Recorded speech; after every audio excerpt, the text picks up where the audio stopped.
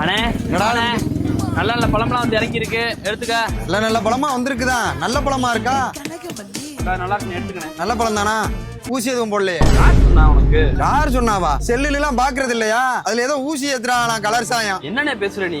நேத்து பாக்குறேன் அந்த பேக்கரியில் நின்றுகிட்டு கண்ட கர்மத்து கலர் எல்லாம் வாங்கி மடக்கு மடக்குன்னு குடிச்சுக்கிட்டு இருக்க. இப்ப வந்துகிட்டு தண்ணி பழத்துக்கு இப்படி பேசிக்கிட்டு இருக்க. அது எனர்ஜி ட்ரிங்க்டா, அது வேற. இதை செக் பண்ணி பார்த்து வாங்கினியா?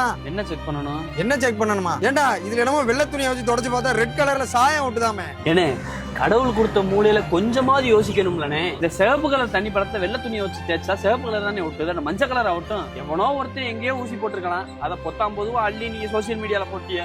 எப்பயும் 10 டன் வியாபாரம் பாக்குறவன் வாங்கி போட்ட 3 டன்னே ஓடாம இருக்கு. இன்னும் ஒரு வாரம் மட்டும் பழமும் கிடந்துச்சுன்னா மட்டும் கெட்டு அழுகி போயிடும். என்ன பண்றதுன்னு தெரியல. இப்படி எதுவுமே என்ன ஏதுன்னு தெரியாம பேசி பேசி அங்க வியாபாரத்தையும் கெடுத்துட்டு விவசாயி சோத்துலயே மண்ணள்ளி போட்டிய.